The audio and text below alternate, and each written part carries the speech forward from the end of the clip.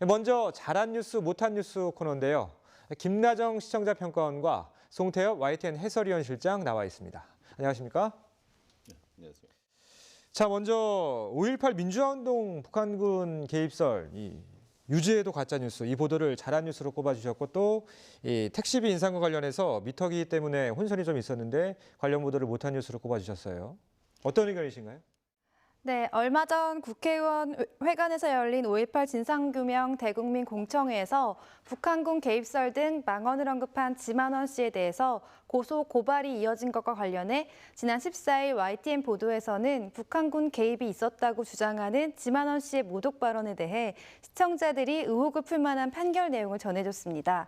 지만원 씨 발언과 관련해서 부쩍 여러 매체에서 그가 주장하는 모습들이 나오고 있어서 혹시나 이 사안에 대해 긴가민가하는 시청자들을 위해서 이런 내용을 짚어줄 필요가 있었다고 생각되는데요. 이런 점에서 바람직한 뉴스로 선정했습니다. 네, 항상 사건 보도와 관련해서 이슈가 되는 문제점만 크게 부각되는 경우가 있고 그에 대해서 명확한 판결과 결론에 대한 정보 그리고 여론의 관심 역시 부족한 경우가 많은데요. 이러한 의미에서 이번 보도가 참 유의미했다고 생각됩니다.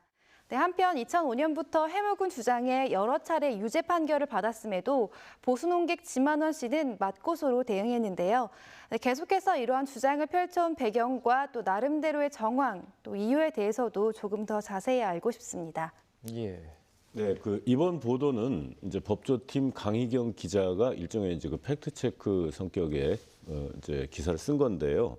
사실 지만원 씨 주장은 좀 평가원께서도 언급을 하셨지만 십몇 년을 계속 명예훼손으로 유죄 판결을 받으면서도 이런 주장들을 계속 해오고 있거든요. 사실은 좀 일반적인 상식으로 이해가 안 갈 정도로 그렇게 이제 해오고 있는데 이번에 이제 요체는 뭐냐면은 5.18 민주화 항쟁 당시에 북한군 특수부대 요원 600명이 난파돼 가지고 내려와서 5.18 민주화 항쟁을 사실상 주도했다 이런 거거든요.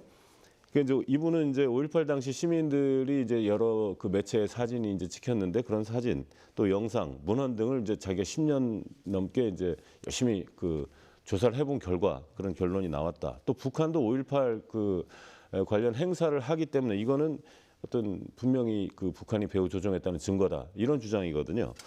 자기 홈페이지에 요즘도 이렇게 자주 글을 올립니다. 그런 5.18을 폄하하는 글을 올리는데요. 이제 앞서 말씀드렸지만 명예훼손 혐의로 여러 차례 이제 유죄 판결을 받았어요. 근데 그 중에 딱 하나 무죄 확정된 판결이 있는데 그게 대법원에서 이제 결론을 냈는데 뭐냐면은 이분이 특정인을 대상으로 그분이 말씀하시는 특정인이 누군지 알 수가 없어서 할 수 없이 무죄 판결했다 이런 내용이에요. 사실상 그분의 주장이 사실이라 무죄인 게 아니라 그냥 대상을 알 수가 없어서 일단은 무죄를 내렸다는 건데 그러면서도 법원이 이랬어요. 5.18 민주화운동은 이미 법적 역사적으로 평가가 확립된 것이다. 이렇게 대법원에서 밝힌 내용이거든요. 이제 그런데 지 씨는 이런 대법원의 판결 이거 무죄다 이거죠. 그분의 말씀은. 그래가지고 그걸 교묘하게 이제 이용해서 자기의 어떤 말의 근거를 대법원이 인정했다 이런 식으로 이제 얘기를 하고 있는 거거든요.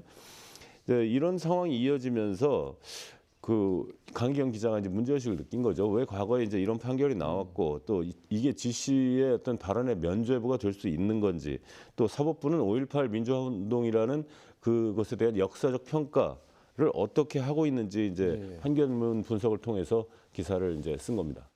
네, 알겠습니다. 자, 이와 관련해서 가짜뉴스나 사실을 왜곡하는 일이 더는 있어서는 안 되겠죠. 송태엽 해설위원 실장의 설명 잘 들었고요. 이번 주 아쉬운 뉴스로 택시비 인상과 관련된 보도를 꼽아주셨는데 어떤 내용인가요? 네, 택시요금 인상이 있었던 지난 16일 택시비가 인상됐지만 미터기가 그대로인 현 상황을 보도하면서 곳곳에서 택시 기사와 시민들 사이에 혼선이 빚어지고 있는 상황을 상세하게 보도해 주었습니다. 다만 이러한 내용을 담은 보도에서 비판뿐만 아니라 함께 대안까지도 적절하게 제시했다면 좋았겠다는 아쉬움이 남아서 못한 뉴스로 선정하게 되었습니다. 네, 제가 알기로는 택시비가 인상됐을 때 이렇게 미터기에 반영이 되지 않아서 별도의 요금을 추가하고 또 가이드라인을 일일이 확인하면서 요금을 지불한 상황은 처음인 것 같은데요. 네, 이러한 혼선이 빚어지게 된 배경에 대해서 좀 더 설명 부탁드립니다. 네, 예. 말씀드리면 사실 그 택시비 인상한 지가 좀 오래됐습니다. 그래서 2010년, 13년인가 만이라고 하더라고요. 예, 그때 이제 요금을 인상을 했었는데요. 사실은 그때도 이런 미터기 교체 때문에 이제 혼선이 있었습니다. 너무 오래전 일이라 기억이 안 나시는 것 같은데요. 그 이유는 한 가지, 지금 우리나라 택시가 아직도 기계식 미터기를 쓰기 때문이에요. 사실은 그러니까 그 요금이 달라질 때마다 그 기계를 떼가지고 그걸 좀 조작을 해야 된답니다. 근데 이제 그 대안 제시가 없었다고 이제 지적을 하셨는데요. 지난 17일 날 이제 보도한 내용인데 서울시 발표 후에 이제 그 파장을 그 보도를 한 거고요.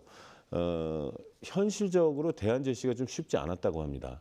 사실 그 대안이라고 하는 것은 우리나라가 IT 강국이지 않습니까? 예. 그래서 그거를 이제 어떤 그 전자식으로 이제 바꾸면 될 텐데 이 디지털 앱 미터기라는 이제 그 새 요금 부과 시스템이 개발 중이고 거의 완성 단계까지 이르렀다고 하는데 사실 서울시가 2년 전부터 택시 요금 인상을 이제 검토해 오면서 이 디지털 앱 미터기를 먼저 이렇게 개발을 완성을 해놓고 했으면 좋았을 텐데 그러지 않아서 이번에 이제 이런 일이 벌어진 거고요.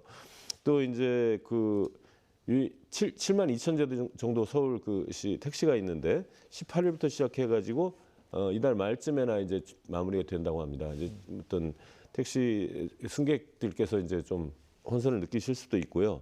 하나 또 문제는 60여 개 정도의 그 택시 미터기 수리 업체가 있는데 일괄적으로 7만 원씩을 요구를 했어요. 그래갖고 택시 업계도 좀 반발을 하고 있고요. 아무튼 이 기사를 쓴 기자는 이제 사회부 차유정 기자인데. 택시 요금 인상 첫날 다양한 반응을 담는 데 집중하는 게 좋겠다고 생각해서 썼다고 하고요. 예. 그 대안까지 담지 못한 점이 좀 비판받았는데 개인적으로 좀 속상하다고 그런 얘기를 했습니다. 예.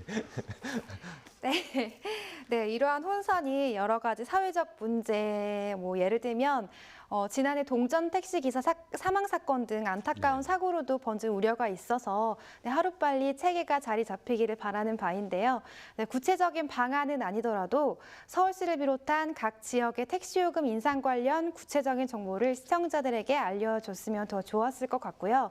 또 다음 달부터는 대중교통 요금도 인상된다고 하는데요. 이와 관련해서도 자세한 사항들을 설명해 주셨으면 더 좋을 것 같습니다. 예, 다른 대중교통 요금 인상 지금 예고된 내용들을 제가 말씀을 드릴게요. 네. 그래서 다음 달부터 이제 수도권 직장인 출퇴근 수단인 광역 급행버스 또 M버스 요금이 인상됩니다. 이제 지금은 경기 지역이 2,400원, 인천 2,600원인데 2,800원으로 일괄적으로 이제 인상이 되고요. 예. 시외버스들은 평균 10% 정도 인상된다 그래요. 그리고 서울 속초간 구간은 13,300원에서 15,500원으로 2,200원 인상되고요. 서울 부산도 23,000원에서 24,800원으로 1,800원쯤 오릅니다. 서울 강릉은 14,600원에서 15,700원으로 인상된다고 하고요. 하여튼 이렇게 시외버스 요금이 오르는 거는 한 6년, 이것도 6년 만에 이제 예. 처음이라고 그래요. M버스는 2015년 이후에 4년 만이고요. 국토부 얘기는 이제 물가도 그동안 올랐고 유류비도 올랐고 인건비도 올랐고 그래서 운송 원가가 전반적으로 상승을 해서 이번에 인상이 좀 불가피하다 이렇게 설명하고 있습니다. 예. 알겠습니다. 오늘 도움 말씀 잘 들었습니다. 지금까지 YTN 보도 가운데 잘한 뉴스와 못한 뉴스에 대해서 이야기 나눠봤습니다. 김나정 시청자평가원과 송태엽 YTN 해설위원 실장과 함께했습니다. 고맙습니다.